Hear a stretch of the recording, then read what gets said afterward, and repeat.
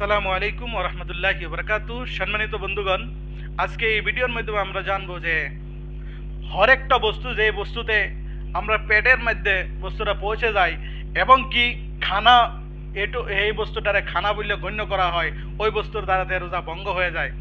যেরকমভাবে আমরা জানি এই রোজার মাসটা বহুত ফজিলতের মাস, আর রোজাটা আমাদের উপরে ফরজ। এবং আল্লাহ তাআলা কোরআনের মধ্যে বলেন, ইয়া আইয়ুহাল্লাযীনা আমানু ইযা কুতিবা আলাইকুমুস সিয়াম কামা কুতিবা আলাল্লাযীনা মিন ক্বাবলিকুম লাআল্লাকুম তাত্তাকুন। এই আয়াতের দ্বারাতে আমরা সাবিত হয় যে রোজাটা আমাদের উপরে ফরজ হয়ে যায়। আর এক মাস আমরা রোজা থাকবো, 11 মাস রোজা থাকবো না, 11 মাস আমরা খানা খাবো, এক মাস আমরা কি করবো? মুফতির হাতে সালাত, यानी আমরা 3 টাইম বা কোনো খানা তুলুয়ে ফজর তুলু হওয়ার পরের থেকে আমরা মাগরিব পর্যন্ত কি করব? উপাসা থাকবো, আমরা ভুকা থাকবো। ওই ভিতরে যদি আমরা রোজার হালতে যদি আমরা বিড়ি এবং কি সিগারেট এবং কি আমরা ধোঁয়া জাতীয় কোনো বস্তু যদি আমরা পান করি, যেরকমভাবে গুটকা আছে, এরকমভাবে গাঁজা আছে, এরকমভাবে বিড়ি আছে, সিগারেট আছে, আর কিছু মানুষের এটা আদত হয়ে যায়, আর কিছু মানুষের ওইটা বলে যে যেরকমভাবে খানা যদি পেটের মধ্যে পৌঁছে যায় তাহলে রোজা ভঙ্গ হয়ে যাবে, এবং সিগারেট আর বিড়ি ওইটা তো খানা নয়, তাহলে ওইটার দ্বারা থেকে রোজা ভঙ্গ হয়ে যাবে।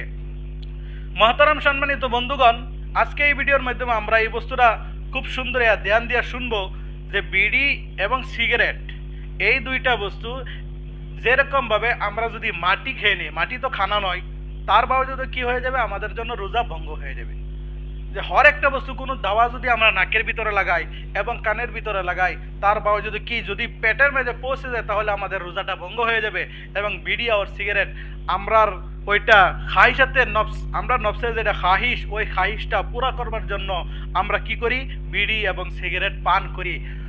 আর যেটাই নফসের খাহিস পুরা করবার জন্য সিগারেট আর বিড়ি পান করি, ওইটার দ্বারাতে রোজা ভঙ্গ হয়ে যাবে। সম্মানিত বন্ধুরা, এখন রোজা ভঙ্গ হয়ে যাওয়ার পরে কাজাও তো আমাদের উপরে জরুরি হয়ে যাবে, কাজা তো করাই লাগবে, এবং সাথে সাথে আমাদের কাফারাও ওয়াজিব হয়ে যাবে। কাফারাটা কিরকম?